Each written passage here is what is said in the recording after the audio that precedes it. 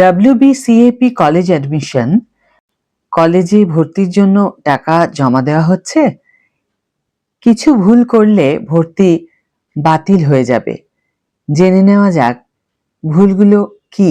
High everyone, welcome back to my channel অঞ্জনার ব্যঞ্জনা। বন্ধুরা, তোমাদের সকলকে আমার এই ছোট্ট ইউটিউব চ্যানেলে স্বাগত জানাই। কলেজে ভর্তির প্রক্রিয়া নিয়ে চিন্তিত? পশ্চিমবঙ্গ সরকারের নতুন সেন্ট্রালাইজড অ্যাডমিশন পোর্টাল WBCAP এই প্রক্রিয়াটিকে অনেক সহজ করে দিয়েছে। কলেজের মেরিট লিস্ট চেক করা থেকে শুরু করে অ্যাডমিশন ফি পেমেন্ট করা পর্যন্ত প্রতিটি পদক্ষেপের একটি সহজ গাইড এই ভিডিওতে দেওয়া হলো। লগইন এবং মেরিট লিস্ট চেক করা। প্রথমেই WBCAP পোর্টালে গিয়ে স্টুডেন্ট লগইন অপশনে ক্লিক করতে হবে। রেজিস্টার্ড ইমেল আইডি এবং পাসওয়ার্ড দিয়ে লগইন করার পরেই ড্যাশবোর্ড খুলে যাবে। এখানে দেখতে পাওয়া যাবে কোন কলেজে ভর্তির জন্য নির্বাচিত হয়েছে প্রার্থী। ডান দিকের মাই প্রেফারেন্স অপশনে ক্লিক করলে পছন্দের কলেজের তালিকা এবং তার মধ্যে কত নম্বর কলেজে সুযোগ পাওয়া গেছে তা বিস্তারিতভাবে দেখতে পাওয়া যাবে। এবার অ্যাডমিশন এবং আপগ্রেডেশন প্রক্রিয়া একটু জেনে নেওয়া যাক। মেরিট লিস্ট নিজের দেওয়া পছন্দের ক্রম অনুসারেই প্রকাশিত হয়।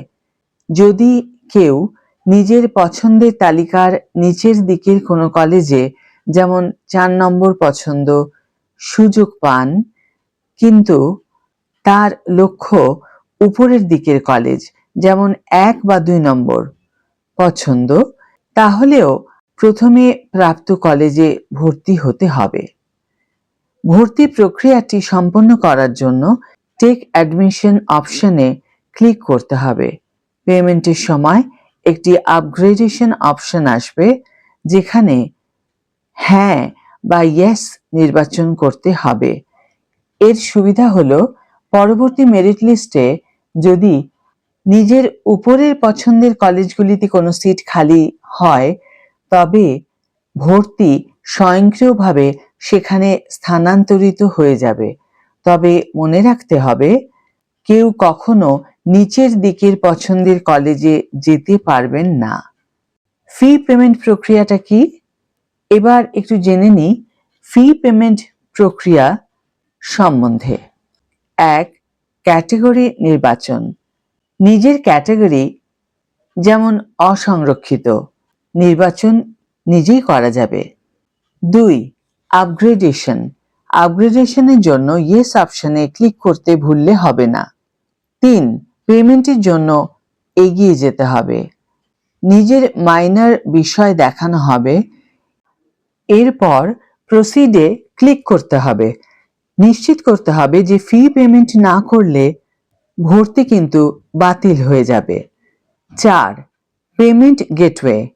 SBI ইপে বা HDFCর মতো একটি পেমেন্ট গেটওয়ে বেছে নিতে হবে।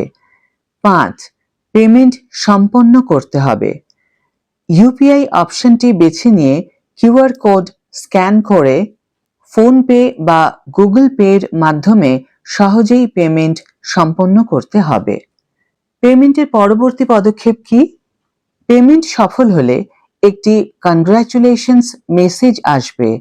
এরপর গো টু ড্যাশবোর্ডে ক্লিক করে নিজের পেমেন্টের রসিদ ডাউনলোড করতে পারা যাবে।